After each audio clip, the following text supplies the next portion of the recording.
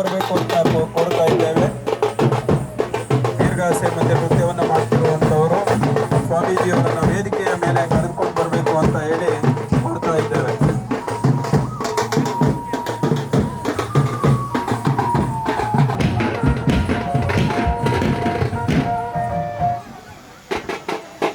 ಮಹಾಸ್ವಾಮಿಗಳ ಪಾದಸ್ಪರ್ಶದಿಂದ ಐಡಿಹಳ್ಳಿಯ ಪಾವನ ಆಗಿದೆ. ಹಾಗೆ ಈ ಒಂದು ಶಾಲಾ ವಾರ್ಷಿಕೋತ್ಸವ ಆಗಮಿಸಿರುವಂತಹ ಎಲ್ಲ ವಿದ್ಯಾರ್ಥಿಗಳ ಬಾಳಲ್ಲಿ ಯಶಸ್ಸನ್ನ ಸಿಗಲಿ ಅಂತ ಎಲ್ಲರಲ್ಲೂ ಕೂಡ ಕೋರ್ತಾ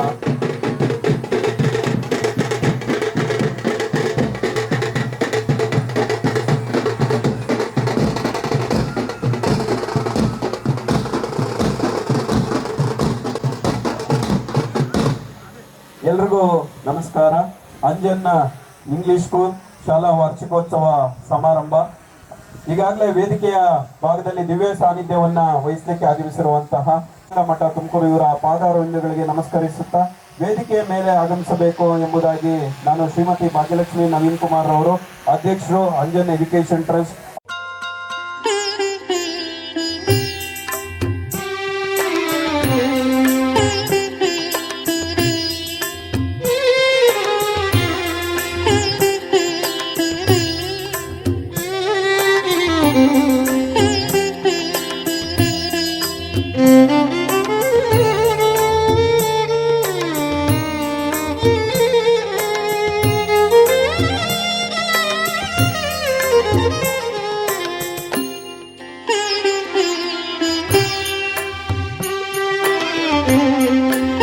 ರಾಜ್ಯ ದೈಹಿಕ ಉಪನ್ಯಾಸಕರ ಸಂಘ ಅವರು ಕೂಡ ವೇದಿಕೆ ಮುಂಭಾಗದಲ್ಲಿ ಬಂದು ಆಗಮಿಸಬೇಕು ಅಂತ ಕೋರ್ತಾ ಇದ್ದೇವೆ.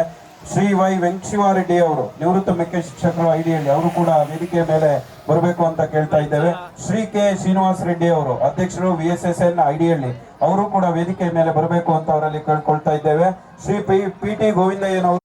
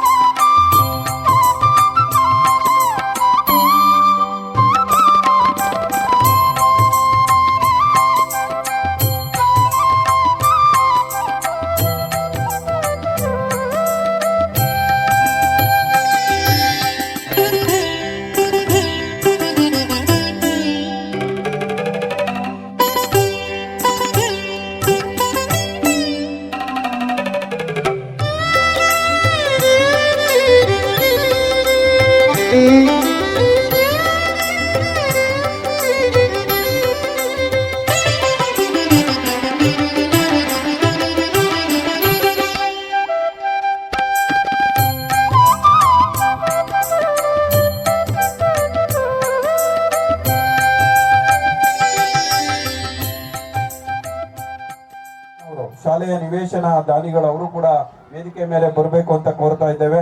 ಶ್ರೀ ಜಯರಾಮ್ ರೆಡ್ಡಿ ಅವರು ನಿವೃತ್ತ ದೈಹಿಕ ಶಿಕ್ಷಕರು ಐಡಿಹಳ್ಳಿ ಅವರು ಕೂಡ ಕಾರ್ಯಕ್ರಮ ವೇದಿಕೆ ಮೇಲೆ ಆಗಮಿಸಬೇಕು.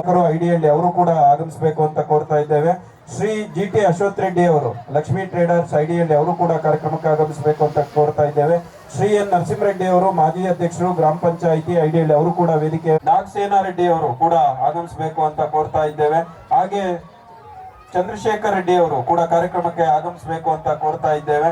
ಸುರೇಶ್ ಅವರು ಕಾರ್ಯಕ್ರಮಕ್ಕೆ ವೇದಿಕೆ ಮೇಲೆ ಆಗಮಿಸಬೇಕು ಅಂತ ಎಲ್ಲರಲ್ಲೂ ಕೂಡ ಸವಿನಯವಾದಂತ ಮನವಿಯನ್ನ ಮಾಡ್ತಾ ಇದ್ದೇವೆ. ಅವುಗಳಿಗೆ ನಮಸ್ಕರಿಸುತ್ತಾ ಎಲ್ಲ ಶಾಲೆ ಆಡಳಿತ ಮಂಡಳಿಯ ಶಿಕ್ಷಕರಿಗೂ ಕೂಡ ವಂದಿಸುತ್ತಾ ಈ ಒಂದು ವಾರ್ಷಿಕೋತ್ಸವ ಸಮಾರಂಭಕ್ಕೆ ಆಗಮಿಸಿರುವಂತ ಈ ಅಂಜನ್ ಹೈಸ್ಕೂಲ್ ರಲ್ಲಿ ಸ್ಥಾಪನೆಯಾದಂತಹ ಈಗಾಗಲೇ ನಗರ ಪ್ರದೇಶಗಳಿಗೂ ಕೂಡ ಯಾವುದೇ ರೀತಿಯಾದಂತಹ ಒಂದು ಕೊರತೆ ಇಲ್ಲದಂತೆ ಹಳ್ಳಿಯಲ್ಲೂ ಕೂಡ ಈ ರೀತಿಯಾದಂತಹ ಶಾಲೆಯನ್ನ ಕಟ್ಟಬೇಕು ಅನ್ನುವಂತ ಮನಸ್ಥಿತಿಯನ್ನ ಉಳ್ಳುವಂತವರು, ಆ ಒಂದು ಕನಸನ್ನ ಕಂಡಂತವರು ಶ್ರೀಮತಿ ಭಾಗ್ಯಲಕ್ಷ್ಮಿಯರವರು ಅಧ್ಯಕ್ಷರು, ಹಾಗೆ ಶ್ರೀ ನವೀನ್ ಕುಮಾರ್ ಅವರು ಕಾರ್ಯದರ್ಶಿಗಳು. ಈ ಶಾಲೆಯನ್ನ ಪ್ರಾರಂಭ ಮಾಡಿ ಗ್ರಾಮೀಣ ಭಾಗದಲ್ಲೇ ವಿದ್ಯಾರ್ಥಿಗಳಿಗೆ ಸರ್ವತೋಮುಖವಾದಂತಹ ಅಭಿವೃದ್ಧಿಯನ್ನ ಮಾಡಬೇಕು ಅನ್ನುವಂತ ದೃಷ್ಟಿಯಿಂದ ಸಾಕಷ್ಟು ಸಮಸ್ಯೆಗಳು ಸವಾಲುಗಳು ಎದುರಾದರೂ ಕೂಡ 2018ರಲ್ಲಿ ಪ್ರಾರಂಭವಾದ ಶಾಲೆ ಕೇವಲ 40 ವಿದ್ಯಾರ್ಥಿಗಳನ್ನ ಒಳಗೊಂಡು ಇವತ್ತು 2020ರ 6ರ ಅವಧಿಗೆ ಈಗಾಗಲೇ 280 ವಿದ್ಯಾರ್ಥಿಗಳನ್ನ ಒಳಗೊಂಡಂತಹ ವಿದ್ಯಾರ್ಥಿಗಳನ್ನ ಒಳಗೊಂಡಿದ್ದು ಶೈಕ್ಷಣಿಕವಾಗಿ ಈಗಾಗಲೇ ಪಠ್ಯ ಮತ್ತು ಪಠ್ಯೇತರ ವಿಷಯಗಳಿಗೆ ಸಂಬಂಧಪಟ್ಟಂತೆ ಪಠ್ಯ ವಿಷಯಗಳಿಗೆ ಸಂಬಂಧಪಟ್ಟಂತೆ ಎಲ್ಲಾ ವಿದ್ಯಾರ್ಥಿಗಳು ಕೂಡ 100% ಫಲಿತಾಂಶವನ್ನ ಶಾಲೆಯ ವತಿಯಿಂದ ಪಡೆದಿರ್ತಾರೆ. ಹಾಗೆ ಉನ್ನತ ವಿದ್ಯಾಭ್ಯಾಸಕ್ಕಾಗಿ ಕೂಡ ಒಳ್ಳೊಳ್ಳೆ ಈಗಾಗಲೇ ನವೋದಯ ಇರ್ಬೋದು, ಬೇರೆ ಬೇರೆ ಶಾಲೆಗಳಲ್ಲಿ ಕೂಡ ಪ್ರವೇಶವನ್ನ ಪಡೆದು ಮುಂದಿನ ವಿದ್ಯಾಭ್ಯಾಸಕ್ಕೆ ತೆರಳಿರ್ತಾರೆ. ಹಾಗಾಗಿ ಈ ಅಂಜನ್ ಇಂಗ್ಲಿಷ್ ಸ್ಕೂಲ್ ಅನ್ನುವಂಥದ್ದು ಒಂದು ಕನಸು, ಹಳ್ಳಿಯಲ್ಲೂ ಕೂಡ ಉನ್ನತ ಶಿಕ್ಷಣವನ್ನ ಮಾಡಬೇಕು ಅನ್ನುವಂಥ ನಿಟ್ಟಿನಲ್ಲಿ ಈ ಒಂದು ಶಾಲೆಯನ್ನ ಪ್ರಾರಂಭ ಮಾಡಿರುವಂಥದ್ದು.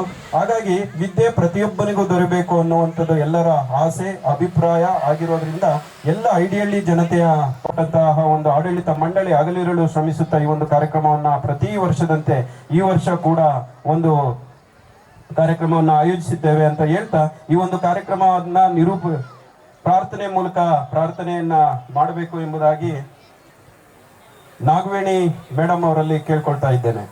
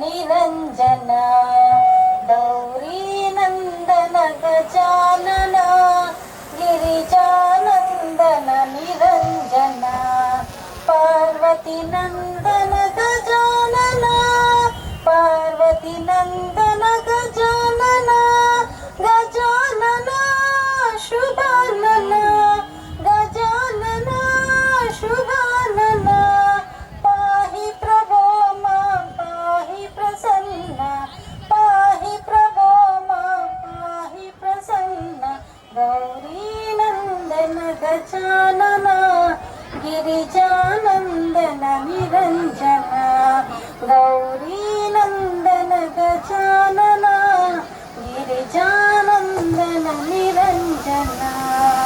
ಧನ್ಯವಾದಗಳು. ವಾಸ್ತವಿಕ ನುಡಿಯನ್ನ ಮಾತಾಡಬೇಕು ಎಂಬುದಾಗಿ ಸುಶೀಲಾ ಮೇಡಮ್ ರವರಲ್ಲಿ ಕೋರ್ತಾ ಇದ್ದೇನೆ.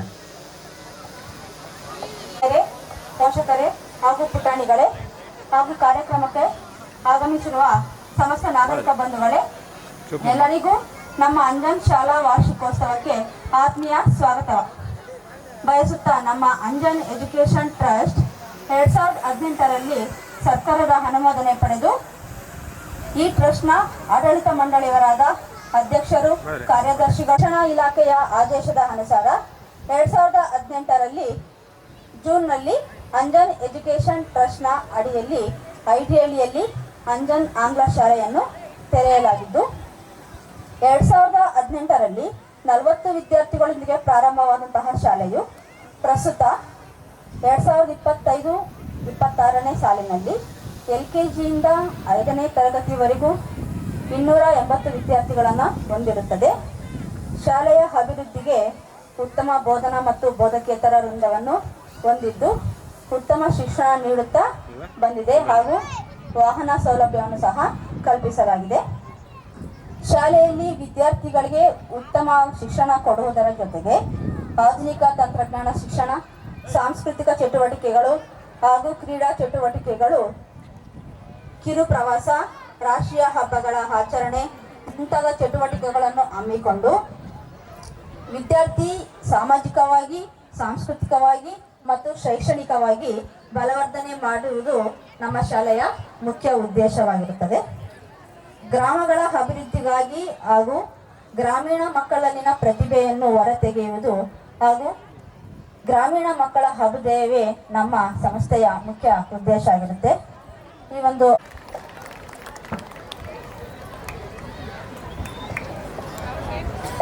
ಪ್ರಾಸ್ತಾವಿಕ ನುಡಿಯ ಮೂಲಕ ಶಾಲಾ ತಿಳಿಸಿಕೊಟ್ಟಂತ ಸುಶೀಲಾ ಮೇಡಮ್ ಅವರಿಗೆ ಧನ್ಯವಾದಗಳು. ಕಾರ್ಯಕ್ರಮಕ್ಕೆ ಆಗಮಿಸಿದಂತ ಎಲ್ಲರನ್ನ ನಡೆಯುವುದೊಂದೇ ಭೂಮಿ, ಕುಡಿಯುವುದೊಂದೇ ನೀರು, ಸುಡುವುದೊಂದೇ ಇರುತಿ ಹರಲು, ಕುಲಗೋತ್ರ ನಡುವೆ ಎತ್ತಣದು ಅನ್ನುವಂತ ಸರ್ವಜ್ಞವರ ವಾಣಿಯಂತೆ ಈಗಾಗಲೇ ಕಾರ್ಯಕ್ರಮಕ್ಕೆ ಆಗಮಿಸಿರುವಂತಹ ನಿಜಕ್ಕೂ ಇವತ್ತು ಐಡಿಹಳ್ಳಿಯ ಗ್ರಾಮ ಮಹಾ ಪಾವನ ಆಯಿತು ಅನ್ನುವಂತ ಮಾತುಗಳನ್ನ ನಾನು ಹೇಳಿದರು. ನಡೆದಾಡುವ ದೇವರು ಅನ್ನುವಂತಲೇ ಇಡೀ ವಿಶ್ವವಿಖ್ಯಾತರಾದಂತಹ ಡಾಕ್ಟರ್ ಶ್ರೀ ಶ್ರೀ ಶಿವಕುಮಾರ ಮಹಾಸ್ವಾಮಿಗಳ ಪಾದಾರವಿಂದಗಳಲ್ಲಿ ನಮಸ್ಕರಿಸುತ್ತಾ ಪದ್ಮಭೂಷಣ ಪ್ರಶಸ್ತಿಯನ್ನ ಪಡೆದಂತವರು, ಮಾತಿಗಿಂತ ಕೃತಿ ಮೇಲು ಅನ್ನುವಂತಹ ನಡೆನುಡಿಯಲ್ಲಿ ಇದ್ದಂತವರು, ಇಡೀ ರಾಜ್ಯ ಅಷ್ಟೇ ಅಲ್ಲ ರಾಷ್ಟ್ರವನ್ನ ಪಡೆದಿದೆ. ಶರಣರ ನಾಡಾದಂತಹ ಸಿದ್ಧಗಂಗೆ ಶಿವಾರಾಧನೆಗೆ ಪ್ರಸಿದ್ಧವಾದದ್ದು. ಶ್ರೀಮಠ 600 ವರ್ಷಗಳ ಹಿಂದಿನ ಇತಿಹಾಸವಾದ ಕಾರಣ ಕ್ಷೇತ್ರ ಸಿದ್ಧಗಂಗಾ ಎಂಬ ಹೆಸರಿನಿಂದ ಪ್ರಖ್ಯಾತವಾಯಿತು. ತ್ರಿವಿಧ ದಾಸೋಹಗಳು ಇವತ್ತು ಇಡೀ ಜಗತ್ತಿನಲ್ಲೇ ಪ್ರಪಂಚದಲ್ಲೇ ಇರುವಂತ ಏಕೈಕ ತ್ರಿವಿಧ ದಾಸೋಹವನ್ನ ನೀಡುತ್ತಿರುವಂತ ಅದು ಕ್ಷೇತ್ರ ಯಾವುದಾದ್ರೂ ಇದ್ರೆ ಅದು ಶ್ರೀ ಸಿದ್ಧಗಂಗಾ ಮಠ ಅಂತ ಹೇಳಲಿಕ್ಕೆ ಬಹಳ ಹರ್ಷ ಮತ್ತೆ ಹೆಮ್ಮೆಯನ್ನ ಆಗುತ್ತೆ. ಊಟ, ವಿದ್ಯೆ, ವಸತಿಯನ್ನ ಪ್ರತಿನಿತ್ಯ 10,000ಕ್ಕೂ ಹೆಚ್ಚು ವಿದ್ಯಾರ್ಥಿಗಳಿಗೆ ಕ್ಷೇತ್ರ ಅದು ಯಾವ್ದಾದ್ರು ಇದ್ರೆ ಅದು ಶ್ರೀ ಸಿದ್ಧಗಂಗಾ ಕ್ಷೇತ್ರ ಅಂತ. ಅಲ್ಲಿ ಯಾವುದೇ ಜಾತಿ ಇಲ್ಲ, ಭೇದ ಇಲ್ಲ, ಲಿಂಗ ಇಲ್ಲ, ವರ್ಣ ಅನ್ನುವಂತ ತಾರತಮ್ಯ ಇಲ್ಲ. ಸರ್ವರು ಸಮಪಾಲು, ಸರ್ವರಿಗೂ ಸಮಬಾಳು ಅನ್ನುವಂತಹ ನಮ್ಮ ನಾಡಿನ ಸಂಸ್ಕೃತಿಯನ್ನ, ನಮ್ಮ ನಾಡಿನ ಸಂಸ್ಕಾರವನ್ನ ಬೆಳೆಸುವಂತ ಶಕ್ತಿ ಮಹಾಸ್ವಾಮಿಗಳಲ್ಲಿ ಇರೋದ್ರಿಂದ ಡಾಕ್ಟರ್ ಶ್ರೀ ಶ್ರೀ ಶಿವಕುಮಾರ ಮಹಾಸ್ವಾಮಿಗಳ ಆಶೀರ್ವಾದದೊಂದಿಗೆ ಹಾಗೆ ಶ್ರೀ ಡಾಕ್ಟರ್ ಶ್ರೀ ಶ್ರೀ ಸಿದ್ಧಲಿಂಗ ಸ್ವಾಮಿಗಳ ಒಂದು ಪಾದಾರವಿಂದಗಳಿಗೆ ನಮಸ್ಕರಿಸುತ್ತಾ ಹಾಗೆ ಇವತ್ತು ಈ ಒಂದು ಕಾರ್ಯಕ್ರಮಕ್ಕೆ ಆಗಿಸ ಮತ್ತು ಈ ಒಂದು ಸಿದ್ಧಗಂಗಾ ಮಠವನ್ನ ಮುನ್ನಡೆಸುತ್ತಿರುವಂತಹ ಕೀರ್ತಿ ಕಾಯಕವೇ ಕೈಲಾಸ ಅನ್ನುವಂತಹ ಒಂದು ನಿಟ್ಟಿನಲ್ಲಿ ಹಾಗೆ ಮಾತಿಗಿಂತ ಕೃತಿ ಮೇಲು ಅನ್ನುವಂತ ರೀತಿಯಲ್ಲೂ ಕೂಡ ಇವತ್ತು ಸನ್ಮಾನ್ಯರಾದಂತಹ ಶ್ರೀ ಶ್ರೀ ಶಿವಸಿದ್ದೇಶ್ವರ ಮಹಾಸ್ವಾಮಿಗಳು ಕೂಡ ಕಾರ್ಯವನ್ನ ನಿರ್ವಹಿಸುತ್ತಿರುವಂತದ್ದು. ಈ ಸಿದ್ಧಗಂಗಾ ಕ್ಷೇತ್ರ ಸರ್ವಧರ್ಮೀಯರ ನೆಲೆಬೀಡು. ಈಗಾಗಲೇ ಹೇಳಿದ ಹಾಗೆ ಯಾವುದೇ ಜಾತಿ, ಇಡೀ ಕರ್ನಾಟಕದಾದ್ಯಂತ ಯಾವುದೇ ಜಿಲ್ಲೆಯಿಂದ ವಿದ್ಯಾರ್ಥಿಗಳು ಕೂಡ ಸಿದ್ಧಗಂಗಾ ಮಠದಲ್ಲಿ ವಿದ್ಯಾಭ್ಯಾಸವನ್ನು ಪಡೆದಿರುವಂತದ್ದು. ಸುಮಾರು 10,000ಕ್ಕೂ ಹೆಚ್ಚು ವಿದ್ಯಾರ್ಥಿಗಳು ಶ್ರೀ ಸಿದ್ಧಗಂಗಾ ಕ್ಷೇತ್ರದಲ್ಲಿ ವಿದ್ಯಾಭ್ಯಾಸವನ್ನ, ಉಚಿತ ಶಿಕ್ಷಣವನ್ನ ಪಡೆಯುತ್ತಿರುವಂತವರು. ಹಾಗೆ ಸುಮಾರು ಉಪಶಾಖಾ ಮಠಗಳು ಸಿದ್ಧಗಂಗಾ ಮಠದಲ್ಲಿ ನಡೀತಿರುವಂತದ್ದು ಕೂಡ ತಮ್ಮೆಲ್ಲರಿಗೂ ಕೂಡ ತಿಳಿದಿರುವಂತ ವಿಚಾರವಾಗಿದೆ.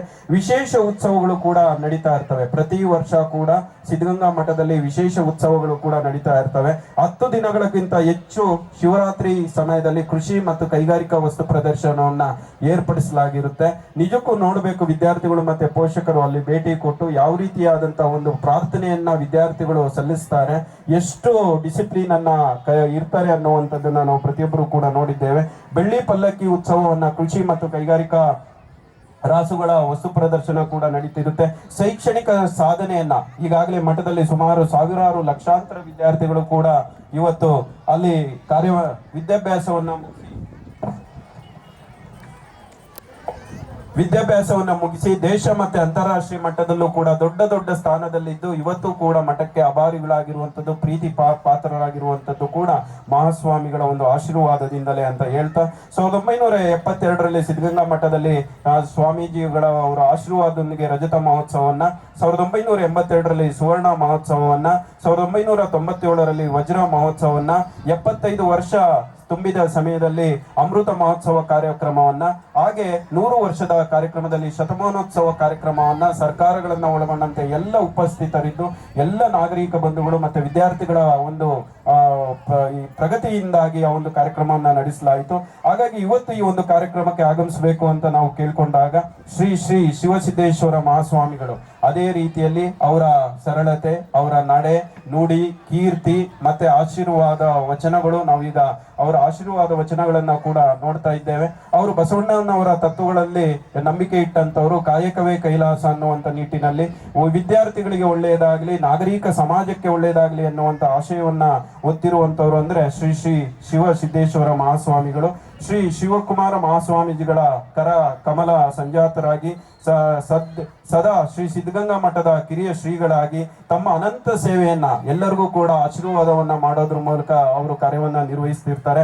ಇನ್ನು ನಮ್ಮೂರಾದಂತಹ ಐಡಿಹಳ್ಳಿಗೆ ಶ್ರೀಯುತರು ಸನ್ಮಾನ್ಯರಾದಂತಹ ಸ್ವಾಮೀಜಿಗಳು ಇವತ್ತು ನಮ್ಮ ಊರಾದಂತಹ ಐಡಿಹಳ್ಳಿಗೆ ಆಗಮಿಸಿರುವಂತದ್ದು ಕೂಡ ಬಹಳ ಖುಷಿಯ ವಿಚಾರ. ಹಾಗಾಗಿ ಅವರಿಗೆ ನಾನು ಎಲ್ಲರ ಪರವಾಗಿ, ಶಾಲೆಯ ಆಡಳಿತ ಮಂಡಳಿಯ ಪರವಾಗಿ, ಎಲ್ಲ ಶಿಕ್ಷಕರ ಪರವಾಗಿ, ವೇದಿಕೆ ಮೇಲಿರುವಂತಹ ಗಣ್ಯರ ಪರವಾಗಿ, ಪೋಷಕರ ಪರವಾಗಿ, ಎಲ್ಲ ವಿದ್ಯಾರ್ಥಿಗಳ ಪರವಾಗಿ ಜೋರಾದ ಚಪ್ಪಾಳೆ ಮೂಲಕ ಸ್ವಾಮೀಜಿಗಳ ಪಾದಾರವಿಂದಗಳಿಗೆ ನಮಸ್ಕರಿಸುತ್ತಾ ಅವರಿಗೆ ಆತ್ಮೀಯವಾದಂತಹ ಸ್ವಾಗತವನ್ನ ಎಲ್ಲರ ಪರವಾಗಿ ನಾನು ಕೋರ್ತಾ ಇದ್ದೇನೆ.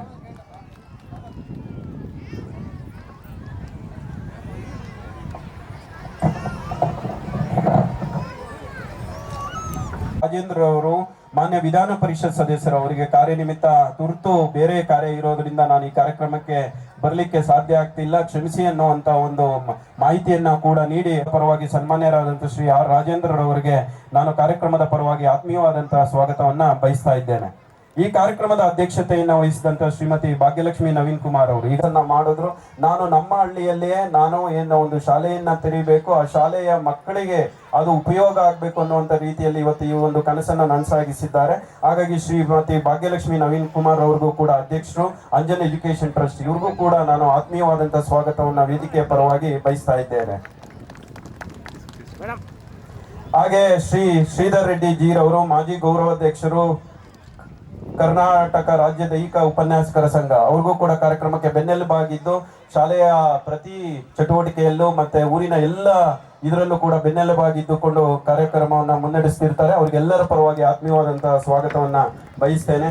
ಶ್ರೀ ಶನಿವಾರಂ ರೆಡ್ಡಿ ಎಚ್ರವರು ಮಾಜಿ ಅಧ್ಯಕ್ಷರು, VSSN ಐಡಿಹಳ್ಳಿ, ಅವರು ಕೂಡ ಕಾರ್ಯಕ್ರಮಕ್ಕೆ ಆಗಮಿಸಿರ್ತಾರೆ. ಅವ್ರಿಗೂ ಕೂಡ ನಾನು ಆತ್ಮೀಯವಾದಂತಹ ಸ್ವಾಗತವನ್ನ ಎಲ್ಲರ ಪರವಾಗಿ ಕೂಡ ಬಯಸ್ತಾ ಇದ್ದೇನೆ. ಹಾಗೆ ಶ್ರೀ ವೆಂಕಟಶಿವಾರೆಡ್ಡಿ ಅವರು ನಿವೃತ್ತ ಮುಖ್ಯ ಶಿಕ್ಷಕರು, ಐಡಿಹಳ್ಳಿ, ಅವ್ರಿಗೂ ಕೂಡ ನಾನು ಕಾರ್ಯಕ್ರಮದ ಪರವಾಗಿ ಆತ್ಮೀಯವಾದಂತಹ ಸ್ವಾಗತವನ್ನ ಬಯಸ್ತಾ ಇದ್ದೇನೆ. ಶ್ರೀ ವೆಂಕಟರಂಗಾರೆಡ್ಡಿ ಅವರು ಮಾಜಿ ಅಧ್ಯಕ್ಷರು, ಗ್ರಾಮ ಪಂಚಾಯಿತಿ ಐಡಿಹಳ್ಳಿ, ಅವ್ರಿಗೂ ಕೂಡ ನಾನು ಕಾರ್ಯಕ್ರಮದ ಪರವಾಗಿ ಆತ್ಮೀಯವಾದಂತಹ ಸ್ವಾಗತವನ್ನ ಬಯಸ್ತೇನೆ. ಶ್ರೀ ಕೆ ಶ್ರೀನಿವಾಸ ರೆಡ್ಡಿ ಅವರು ಅಧ್ಯಕ್ಷರು, VSSN ಐಡಿಹಳ್ಳಿ, ಅವ್ರಿಗೂ ಕೂಡ ನಾನು ಕಾರ್ಯಕ್ರಮದ ಪರವಾಗಿ ಆತ್ಮೀಯವಾದಂತಹ ಸ್ವಾಗತವನ್ನ ಬಯಸ್ತಾ ಇದ್ದೇನೆ. ಶ್ರೀ PT ಗೋವಿಂದಯ್ಯನವರು APMC ಮಾಜಿ ಅಧ್ಯಕ್ಷರು, ತಾಡಿ, ಅವ್ರಿಗೂ ಕೂಡ ನಾನು ಕಾರ್ಯಕ್ರಮಕ್ಕೆ ಆತ್ಮೀಯವಾದಂತಹ ಸ್ವಾಗತವನ್ನ ಬಯಸ್ತಾ ಇದ್ದೇನೆ. ಶ್ರೀ A ನಾರಾಯಣಪ್ಪ ಅವರು ಶಾಲೆಯ ನಿವೇಶನ ದಾನಿಗಳು, ಹಾಗಾಗಿ ಅವ್ರಿಗೂ ಕೂಡ ನಾನು ಕಾರ್ಯಕ್ರಮದ ಪರವಾಗಿ ಆತ್ಮೀಯವಾದಂತಹ ಸ್ವಾಗತವನ್ನ ಬಯಸ್ತಾ ಇದ್ದೇನೆ. ಶ್ರೀ G ಸೂರ್ಯನಾರಾಯಣ ರೆಡ್ಡಿ ಅವರು ನಿವೃತ್ತ ಮುಖ್ಯ ಶಿಕ್ಷಕರು, ಐಡಿಹಳ್ಳಿ, ಇವ್ರಿಗೂ ಕೂಡ ನಿಮ್ಮೆಲ್ಲರ ಪರವಾಗಿ ಆತ್ಮೀಯವಾದಂತಹ ಸ್ವಾಗತವನ್ನ ಬಯಸ್ತಾ ಇದ್ದೇನೆ. ಹಾಗೆ ಶ್ರೀ GT ಅಶ್ವಥ್ ರೆಡ್ಡಿ ಅವರು ಲಕ್ಷ್ಮೀ ಟ್ರೇಡರ್ಸ್ ಐಡಿಹಳ್ಳಿ, ಇವ್ರಿಗೂ ಕೂಡ ಕಾರ್ಯಕ್ರಮದ ಪರವಾಗಿ ನಿಮ್ಮೆಲ್ಲರ ಪರವಾಗಿ ಆತ್ಮೀಯವಾದಂತಹ ಸ್ವಾಗತವನ್ನ ಬಯಸ್ತಾ ಇದ್ದೇನೆ. ಶ್ರೀ N ನರಸಿಂಹರೆಡ್ಡಿ ಅವರು ಮಾಜಿ ಅಧ್ಯಕ್ಷರು, ಗ್ರಾಮ ಪಂಚಾಯಿತಿ ಐಡಿಹಳ್ಳಿ, ಇವ್ರಿಗೂ ಕೂಡ ಕಾರ್ಯಕ್ರಮದ ಪರವಾಗಿ ಆತ್ಮೀಯವಾದಂತಹ ಸ್ವಾಗತವನ್ನ ಬಯಸ್ತಾ ಇದ್ದೇನೆ. ಶ್ರೀ R ಗೋಪಾಲ್ ಕೃಷ್ಣರವರು ಮಹೇಶ್ ಪ್ರಾಪರ್ಟೀಸ್ ಬೆಂಗಳೂರು, ಇವರು ಕೂಡ ಕಾರ್ಯಕ್ರಮಕ್ಕೆ ಆಗಮಿಸಿರ್ತಾರೆ. ಇವ್ರಿಗೂ ಕೂಡ ನಾನು ಆತ್ಮೀಯವಾದಂತಹ ಸ್ವಾಗತವನ್ನ ಬಯಸ್ತಾ ಇದ್ದೇನೆ.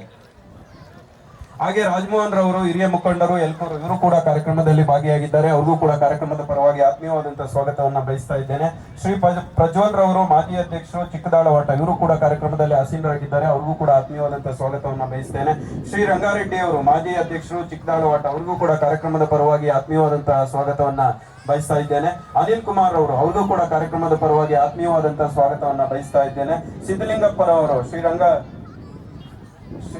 ಗ್ಯಾಸ್ ಐಡಿಯಲ್ಲಿ ಅವ್ರಿಗೂ ಕೂಡ ನಾನು ಕಾರ್ಯಕ್ರಮದ ಪರವಾಗಿ ಆತ್ಮೀಯವಾದಂತಹ ಸ್ವಾಗತವನ್ನ ಬಯಸ್ತಾ ಇದ್ದೇನೆ. ಶ್ರೀ ಚಂದ್ರಶೇಖರ್ ರೆಡ್ಡಿ ಅವರು ಕೂಡ ಆಗಮಿಸಿದ್ದಾರೆ. ಅವ್ರಿಗೂ ಕೂಡ ನಾನು ಆತ್ಮೀಯವಾದಂತಹ ಸ್ವಾಗತವನ್ನ ಬಯಸ್ತಾ ಇದ್ದೇನೆ.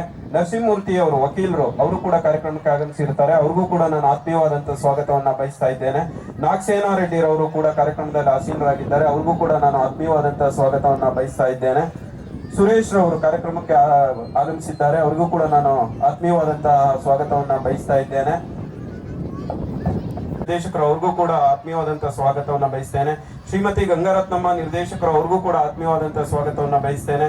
ಶ್ರೀ ದೇವರಾಜು ಎನ್ರವರು ಅವ್ರಿಗೂ ಕೂಡ ಆತ್ಮೀಯವಾದಂತಹ ಸ್ವಾಗತವನ್ನ ಬಯಸ್ತೇನೆ. ಶ್ರೀ ಶಂಶೀದ್ ರವರು ನಿರ್ದೇಶಕರು ಅವ್ರಿಗೂ ಸ್ವಾಗತವನ್ನ ಬಯಸ್ತೇನೆ. ಶ್ರೀ ರಾಘವೇಂದ್ರ ವೈಎನ್ ರವರಿಗೂ ಕೂಡ ಆತ್ಮೀಯವಾದಂತಹ ಸ್ವಾಗತವನ್ನ ಬಯಸ್ತೇನೆ.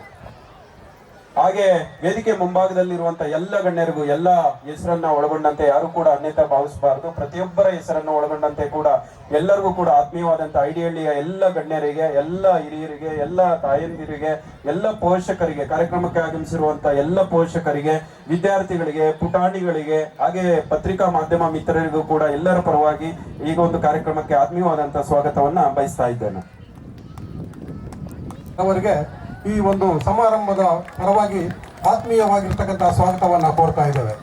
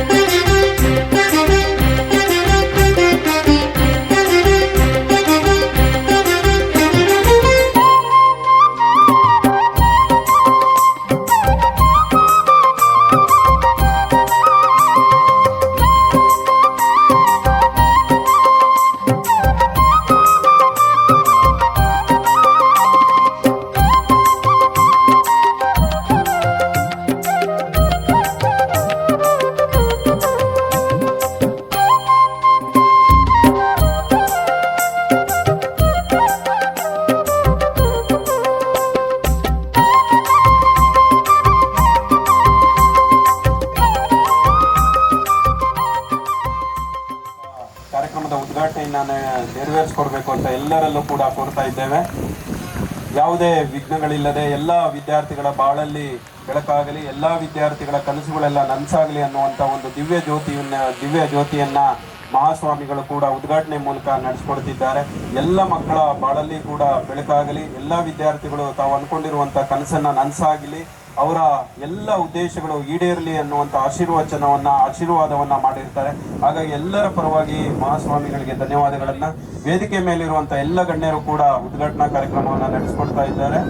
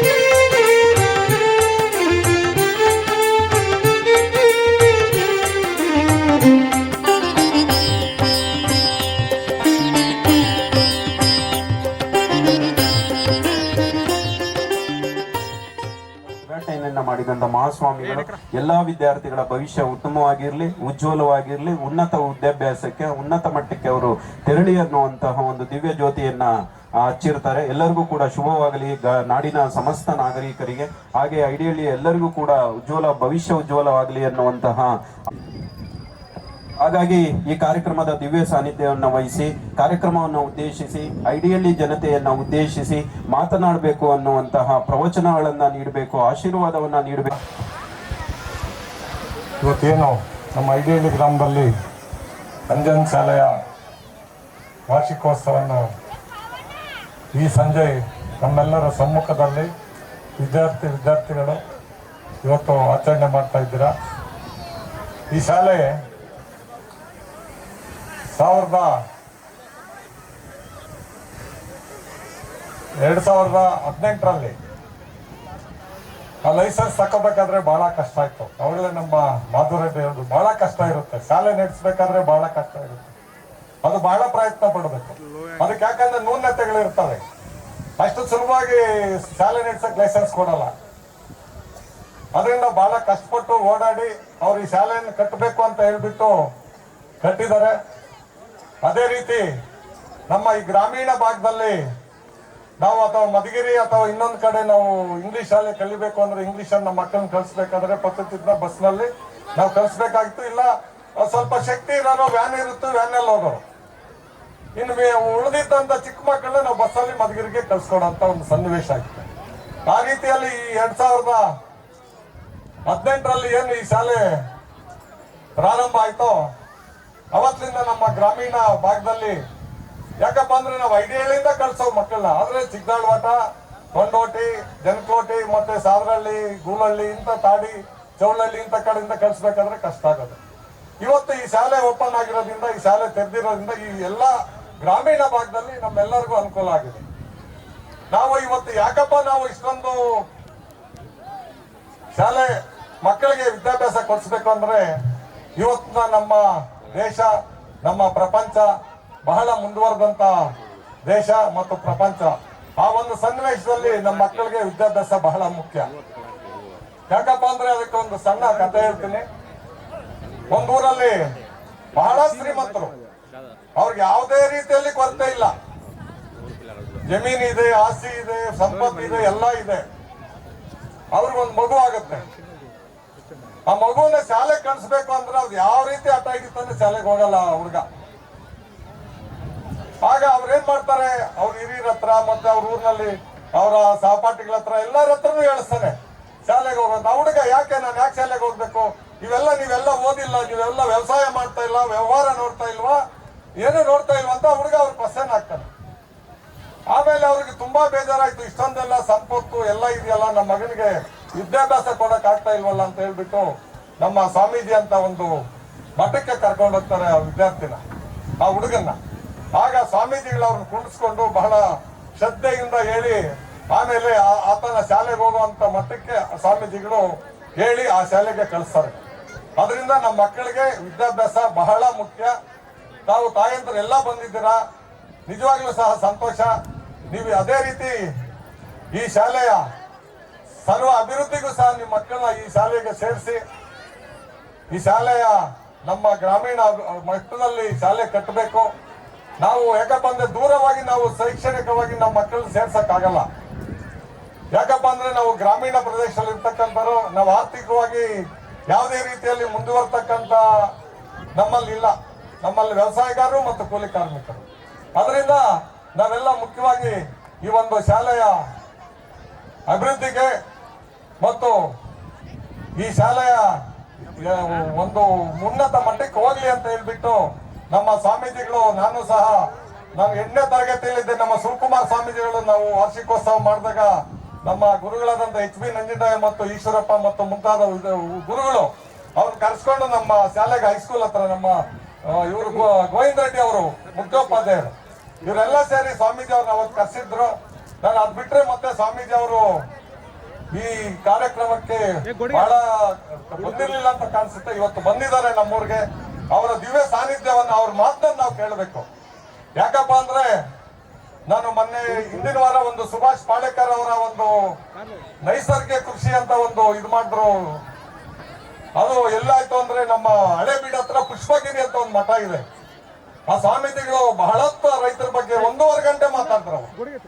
ಆದ್ರಿಂದ ಅವರು ನಮ್ಮ ವಿದ್ಯಾರ್ಥಿಗಳು ಮತ್ತೆ ನಮ್ಮ ಕೃಷಿಕರ ಬಗ್ಗೆ ಮತ್ತು ನಮ್ಮ ಸಮಾಜದ ಬಗ್ಗೆ, ನಮ್ಮ ದೇಶದ ಬಗ್ಗೆ, ನಮ್ಮ ರಾಜ್ಯದ ಬಗ್ಗೆ ಅವರೆಲ್ಲ ಒಳ್ಳೆ ತಿಳುವಳಿಕೆ ತಿಳ್ಕೊಂಡಿರ್ತಾರೆ. ನಾವು ಅವ್ರನ್ನ ಮಾತು ಅವ್ರು ಕೇಳಿ ಸುಮ್ಮನೆ ಇಲ್ಲಿಂದ ಹೋಗ್ಬಾರ್ದು. ನಾವು ಅವ್ರು ಏನ್ ಹೇಳ್ತಾರೆ ಅದನ್ನ ತಿಳ್ಕೊಂಡು ಅವ್ರ ಮಾರ್ಗದರ್ಶನದಲ್ಲಿ ನಾವು ಮುಂದೆ ಒಳ್ಳೆ ಸದೃಢವಾಗಿ ಒಂದು ಸನ್ಮಾರ್ಗದಲ್ಲಿ ನಾವು ನಡಿಬೇಕು. ಅವಾಗಲೇ ಅವರು ಇಲ್ಲಿಗೆ ಬಂದು ನಮ್ಗೆಲ್ಲ ಹಿತವಚನ ಹೇಳಿ ಹೋಗಿದ್ದಕ್ಕೂ ಸಾರ್ಥಕವಾಗುತ್ತೆ.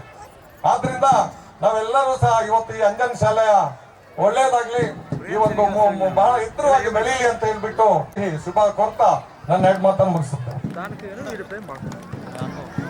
ಉಪಸ್ಥಿತರಿರುವಂತಹ ಶ್ರೀ ಸಿದ್ಧಗಂಗಾ ಮಠದ ಮಹಾಸ್ವಾಮೀಜಿಗಳಾದಂತಹ ಸನ್ಮಾನ್ಯ ಶ್ರೀ ಶಿವ ಸಿದ್ದೇಶ್ವರ ಮಹಾಸ್ವಾಮೀಜಿಗಳಿಗೆ ನನ್ನ ಸಾಷ್ಟಾಂಗ ನಮಸ್ಕಾರಗಳನ್ನು ತಿಳಿಸುತ್ತಾ, ಹಾಗೂ ವೇದಿಕೆ ಮೇಲಿರುವಂತಹ ಎಲ್ಲ ಗಣ್ಯ ವ್ಯಕ್ತಿಗಳಿಗೂ ಹಾಗೂ ಈ ಕಾರ್ಯಕ್ರಮಕ್ಕೆ ಹಾಜರಿರುವಂತಹ ಎಲ್ಲ ಸಮಸ್ತ ನಾಗರಿಕ ಬಂಧುಗಳಿಗೂ ನಮ್ಮ ಅಂಜನ್ ಶಾಲಾ ವಾರ್ಷಿಕೋತ್ಸವದ ಪರವಾಗಿ ನಾನು ನಿಮ್ಮೆಲ್ಲರಿಗೂ ಈ ಕಾರ್ಯಕ್ರಮಕ್ಕೆ ಆತ್ಮೀಯ ಸ್ವಾಗತವನ್ನು ಕೋರುತ್ತಾ ಇದ್ದೇನೆ.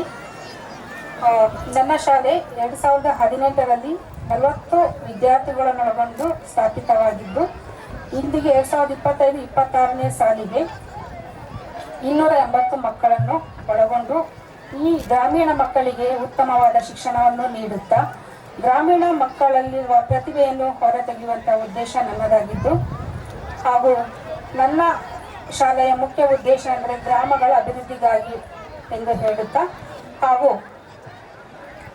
ಈ ಮುಂದಿನ ದಿನಗಳಲ್ಲಿ ನಾನು ಮಾಧ್ಯಮಿಕ ಹಾಗೂ ಪ್ರೌಢಶಾಲಾ ವಿಭಾಗಗಳನ್ನು ತೆರೆಯುವ ಉದ್ದೇಶ ಹೊಂದಿದ್ದು, ಈ ಉದ್ದೇಶ ಯಶಸ್ವಿಯಾಗಬೇಕೆಂದರೆ ಮಹಾಸ್ವಾಮಿಗಳಾದಂತಹ ಶಿವ ಸಿದ್ದೇಶ್ವರ ಸ್ವಾಮಿಗಳ ಆಶೀರ್ವಾದ ನನಗೆ ಬೇಕು ಎಂದು ಹೇಳುತ್ತಾ, ಹಾಗೂ ಎಲ್ಲ ಗಣ್ಯ ವ್ಯಕ್ತಿಗಳ ಸಹಕಾರ, ಎಲ್ಲ ಪೋಷಕರ ಪ್ರೋತ್ಸಾಹ ಬೆಂಬಲ ನನಗೆ ಅತ್ಯಗತ್ಯವಾಗಿ ಬೇಕೆಂದು ತಮ್ಮಲ್ಲಿ ಮನವಿ ಮಾಡಿಕೊಳ್ಳುತ್ತಾ, ಐಡಿಹಳ್ಳಿ ಗ್ರಾಮ ಪಂಚಾಯತಿಗೆ ಒಳ್ಳೆಯ ಸಮಾಜಕ್ಕೆ ಪ್ರತಿಭೆಯನ್ನು ಕೊಡಬೇಕು ಎನ್ನುವುದು ನನ್ನ ಉದ್ದೇಶ ಆಗಿದೆ. ಇಷ್ಟು ಮಾತನಾಡಲು ಅವಕಾಶ ಮಾಡಿಕೊಟ್ಟಂತಹ ತಮ್ಮೆಲ್ಲರಿಗೂ ಹೃದಯಪೂರ್ವಕವಾದ ವಂದನೆಗಳು. ಜೈ ಹಿಂದ್, ಜೈ ಕರ್ನಾಟಕ ಮಾತಾಡಬೇಕು ಅಂತ ನಾನು ಶ್ರೀ ಶ್ರೀ ಶಿವಸಿದ್ದೇಶ್ವರ ಮಹಾಸ್ವಾಮಿಗಳು, ಶ್ರೀ ಸಿದ್ಧಗಂಗಾ ಮಠ ತುಮಕೂರು ಇವರಲ್ಲಿ ನಾನು ಕೋರ್ತಾ ಇದ್ದೇನೆ. ಗುರುಪಾದ ಪೂಜೆಯಿಂದ ಅಧಿಕಾರ್ಚನೆಗಳಿಲ್ಲ, ಗುರು ವಚನ ಕಧಿಕ ಮಂತ್ರಮದಿಲ್ಲ, ಗುರುವಿನಿಂದ ಅಧಿಕವಾಗಿರುವುದಿಲ್ಲ, ಗುರುವಿನ ಕಟಾಕ್ಷದಿಂದ ಅಧಿಕ ಮೋಕ್ಷಗಳಿಲ್ಲ, ನಿರುತದಿನ್ನಾಸ್ತಿ ತತ್ವಂ ಗುರೋಹೋ ಪರಮೆಂಬ ಸುರುಚಿರಾಗಮದಿಂದೆ ಗುರುವಧಿಕ ನಿಂತಬ್ಬ ಗುರುಕರೋದ್ಭವರಧಿಕರು. ಗುರುವೇ ಅಜ್ಞಾನ ತಿಮಿರಾರ್ಕ ಭವಭಂಜನನು, ಗುರುವೇ ಭಕ್ತಿ ಜ್ಞಾನ ವೈರಾಗ್ಯ ಮಂದಿರನು, ಗುರುವೇ ದೀಕ್ಷೆ ಸುಶೀಕ್ಷೆ ಮೋಕ್ಷಗೆ ಕಾರಣಕರ್ತೃವಲ್ಲದಿನ್ನೋರ್ವರಿಲ್ಲ, ಗುರುವಿನಿಂದ ಅಧಿಕ ದೈವಗಳಿಲ್ಲೆಂದರಿದು ಹರನ ನಗರೋರಧಿಕ ವಿದಿತವೆಂದೋದನು ನಿರುತವಿದು ಕೇಳು ಸದ್ಗುರುವಧಿಕ ನಿಂತಪ್ಪ ಗುರುಕರೋದ್ಭವರಧಿಕರು. ಸಿದ್ಧಗಂಗಾ ಗುರು ಪರಂಪರೆಯನ್ನ ಭಕ್ತಿಯಿಂದ ಸ್ಮರಿಸುತ್ತಾ, ಪ್ರಾತಸ್ಮರಣೀಯರು ಮಹಾಲಿಂಗದೊಳಗಾದ ಪರಮ ಪೂಜ್ಯ ಶ್ರೀ ಶ್ರೀ ಶಿವಕುಮಾರ ಮಹಾಶಿವಯೋಗಿಗಳವರ ಸರ್ವಾಂಗಲಿಂಗ ಚೇತನವನ್ನು ನೆನೆದು, ಮಾತೃ ಹೃದಯಗಳು ಎನ್ನ ಮಾರ್ಗದರ್ಶಕರಾದ ಪೂಜ್ಯ ಗುರುದೇವರ ಪಾದಾರವಿಂದಗಳಿಗೆ ಸಾಷ್ಟಾಂಗ ಪ್ರಣಾಮಗಳನ್ನ ಸಲ್ಲಿಸಿ, ಈ ಒಂದು ಅರ್ಥಪೂರ್ಣವಾದಂತಹ ಕಾರ್ಯಕ್ರಮದ ಅಧ್ಯಕ್ಷತೆಯನ್ನು ವಹಿಸಿರುವ ಅಂಜನ್ ಎಜುಕೇಶನ್ ಟ್ರಸ್ಟ್ ನ ಅಧ್ಯಕ್ಷರಾಗಿರುವಂತಹ ಶ್ರೀಮತಿ ಭಾಗ್ಯಲಕ್ಷ್ಮಿ ನವೀನ್ ಕುಮಾರ್ ಅವರೇ, ವೇದಿಕೆ ಮೇಲೆ ಆಸೀನರಾಗಿರ್ತಕ್ಕಂಥ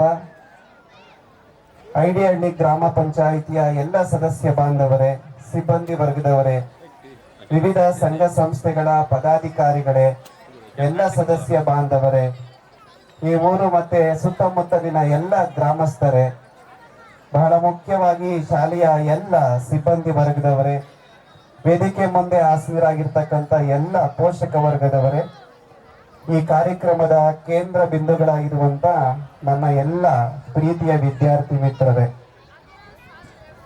ಶಾಲಾ ವಾರ್ಷಿಕೋತ್ಸವ ಅಂತಂದ್ರೆ ಅದು ಮಾತನಾಡುವಂತ ಉತ್ಸವ ಅಲ್ಲ. ಅದು ನಮ್ಗೆಲ್ಲ ಗೊತ್ತಿದೆ. ವಾರ್ಷಿಕೋತ್ಸವ ಅಂತಂದ್ರೆ ಅದು ಸಾಂಸ್ಕೃತಿಕೋತ್ಸವ ಅಂತಕ್ಕಂಥದ್ದು. ಇವತ್ತೆಲ್ಲ ನೀವು ಏನಕ್ಕೆ ಆಗಮಿಸಿದ್ದೀರಾ ಅಂತಂದ್ರೆ ನನ್ನ ಮಾತುಗಳನ್ನ ಕೇಳುವುದಕ್ಕಿಂತ ಹೆಚ್ಚಾಗಿ ನಿಮ್ಮ ಮಕ್ಕಳು ಈ ವೇದಿಕೆ ಮೇಲೆ ಸಾಂಸ್ಕೃತಿಕ ಕಾರ್ಯಕ್ರಮವನ್ನ ಕೊಡುವಂತ ಸಂದರ್ಭ ಇದು. ಅದನ್ನ ನೋಡಿ ಕಣ್ತುಂಬಿಕೊಳ್ಳುವುದಕ್ಕೋಸ್ಕರ ನೀವು ಬಹಳ ದೂರದಿಂದ ಬಹಳಷ್ಟು ಸಮಯದಿಂದ ಇದೆಲ್ಲ ಕಾತುರದಿಂದ ನೀವೆಲ್ಲ ನೋಡ್ತಾ ಇರುವಂತ ಸಂದರ್ಭ. ವೇದಿಕೆಯ ಬಲಭಾಗದಲ್ಲಿ ಎಡಭಾಗದಲ್ಲಿ ಒಂದಷ್ಟು ಶಬ್ದ ಬರ್ತಾ ಇರುವಂತ ಸಂದರ್ಭ ಇದು. ನಿಮ್ಮನ್ನೆಲ್ಲ ನೋಡಿದಾಗ ವೇದಿಕೆ ಮೇಲೆ ಇರ್ತಕ್ಕಂಥ ನನ್ನನ್ನು ಒಳಗೊಂಡು ಎಲ್ಲ ಗಣ್ಯರ ಸ್ಥಿತಿ ಹೇಗಾಗಿದೆ ಅನ್ನೋದಕ್ಕೆ ಒಂದು ದೃಷ್ಟಾಂತವನ್ನು ಹೇಳಿ ನನ್ನ ಮಾತನ್ನ ಮುಂದುವರಿಸ್ತೀನಿ. ನಾನು ಐಡಿಯಲ್ಲಿ ಅಂತ ಒಂದು ಪುಟ್ಟ ಗ್ರಾಮ ಇತ್ತು. ಇಲ್ಲಿ ಹೇಗೆ ಅಂಜನ್ ಶಾಲೆ ಅಂತ ಇದೆಯಲ್ಲ ಅದೇ ತರ ಒಂದು ಶಾಲೆನೂ ಸಹ ಇತ್ತು. ಈ ಶಾಲೆ ಈ ವಾತಾವರಣ ನೋಡಿದಾಗ ನನಗೆ ಆ ದೃಷ್ಟಾಂತಕ್ಕೆ ಹೋಲಿಕೆ ಆಗುವಂತಹ ಎಲ್ಲ ಪೂರಕ ವಾತಾವರಣ ಇಲ್ಲಿ ಕಾಣ್ತಾ ಇದೆ. ಹಿಂದೆ ಶಾಲೆ ಇದೆ, ಮುಂದೆ ಇಲ್ಲೇ ರಸ್ತೆ ಇದೆ. ಶಾಲೆಯಲ್ಲಿ ತರಗತಿಯಲ್ಲಿ ಶಿಕ್ಷಕರು ಬೋಧನೆಯನ್ನ ಮಾಡ್ತಾ ಇದ್ರು. ಈ ಶಾಲೆ ಮುಂದೆ ಇರ್ತಕ್ಕಂಥ ಒಂದು ರಸ್ತೆಯಲ್ಲಿ ಒಬ್ಬ ರೈತ ಒಂದು ಹಸುವನ್ನ ಬಲವಂತವಾಗಿ ಎಳ್ಕೊಂಡು ಹೋಗ್ತಾ ಇದ್ದ. ಎಷ್ಟು ಬಲವಂತವಾಗಿ ಎಳ್ಕೊಂಡು ಹೋಗ್ತಾ ಇದ್ದ ಅಂತಂದ್ರೆ ನೀವೆಲ್ಲ ಹಗ್ಗ ಜಗ್ಗಾಟವನ್ನ ನೋಡಿದ್ದೀರಾ ಅಂತ ನಾನು ಭಾವಿಸ್ಕೊಂಡಿದ್ದೇನೆ. ಒಂದು ರೀತಿಯಾಗಿರ್ತಕ್ಕಂಥ ಟಗ್ ಆಫ್ ವಾರ್, ಅದು ಹಗ್ಗ ಜಗ್ಗಾಟದ ಸ್ಪರ್ಧೆಯಂತೆ ಇತ್ತು. ರೈತ ಬಲವಾಗಿ ಹಸುವನ್ನ ಹಗ್ಗದಿಂದ ಎಳಿತಾ ಇದ್ದಾನೆ, ಹಸು ಮುಂದಕ್ಕೆ ಹೋಗ್ತಾ ಇಲ್ಲ. ಒಂದು ರೀತಿಯಾಗಿರ್ತಕ್ಕಂಥ ಈ ಹಗ್ಗ ಜಗ್ಗಾಟದ ಸ್ಪರ್ಧೆಯನ್ನ ತರಗತಿಯಲ್ಲಿ ಕೂತಿರ್ತಕ್ಕಂಥ ಎಲ್ಲ ವಿದ್ಯಾರ್ಥಿಗಳು ಕಿಟಕಿಯಿಂದ ಹೊರಗಡೆ ಅದನ್ನ ಗಮನಿಸ್ತಾ ಇದ್ರು. ಸಹಜವಾಗಿ ಒಂದು ತರಗತಿಯಲ್ಲಿ ಶಿಕ್ಷಕರ ಬೋಧನೆ ಇರಬೇಕಾದ್ರೆ, ಪಾಠ ಮಾಡ್ಬೇಕಾದ್ರೆ ವಿದ್ಯಾರ್ಥಿಗಳು ತನ್ನ ಪಾಠ ಕೇಳಿಲ್ಲ ಅಂತಂದ್ರೆ ಶಿಕ್ಷಕರು ಕೋಪಗೊಳ್ತಾರೆ. ಶಿಕ್ಷಕರು ಅವ್ರನ್ನೆಲ್ಲ ಗದರಿಸ್ತಾರೆ. ಒಂದು 5 ನಿಮಿಷ ವಿದ್ಯಾರ್ಥಿಗಳು ಪಾಠದ ಕಡೆ ಗಮನ ಕೊಡ್ತಾರೆ. ಮತ್ತೆ ಅದೇ ಸನ್ನಿವೇಶ. ಶಿಕ್ಷಕರಿಗೂ ಸಹ ಕುತೂಹಲ ಹೆಚ್ಚಾಯ್ತು, ಹೊರಗಡೆ ಏನ್ ನಡೀತಾ ಇದೆ ಅಂತ ಅವರು ಗಮನವನ್ನ ಹರಿಸಿದ್ರು. ಈ ದಾರಿಯಲ್ಲಿ ಒಂದು ರೈತ ಮತ್ತೆ ಹಸುವಿನ ನಡುವೆ ಒಂದು ಹಗ್ಗ ಜಗ್ಗಾಟದ ಸ್ಪರ್ಧೆ ಇತ್ತು. ಶಿಕ್ಷಕರು ಏನ್ ಮಾಡ್ತಾರೆ ಅಂದ್ರೆ ಆ ಎಲ್ಲ ವಿದ್ಯಾರ್ಥಿಗಳನ್ನು ಸಹ ಏನ್ ಮಾಡ್ತಾರೆ, ಹೊರಗಡೆ ಕಳಿಸ್ಬಿಡ್ತಾರೆ. ಆ ಹಗ್ಗ ಜಗ್ಗಾಟ ಸ್ಪರ್ಧೆಯನ್ನು ನೋಡಿ ಮಕ್ಕಳಿಗೆ ಆನಂದವೋ ಆನಂದ. ಈಗ ಯಾವ ತರ ಗಲಾಟೆ ಮಾಡ್ತಾ ಇದ್ರು, ಎಷ್ಟು ಉತ್ಸಾಹದಿಂದ ಇದ್ರೋ ಅಷ್ಟೇ ಉತ್ಸಾಹ ಮಕ್ಕಳಿಗೆ ಅವತ್ತಿನ ಸಂದರ್ಭದಲ್ಲೂ ಇತ್ತು. ಮಕ್ಕಳು ಕೇಕೆ ಹಾಕ್ತಾ ಇದ್ರು, ನಗ್ತಾ ಇದ್ರು. ಶಿಕ್ಷಕರು ದೂರದಿಂದ ಇದನ್ನ ನೋಡ್ತಾ ಇದ್ರು.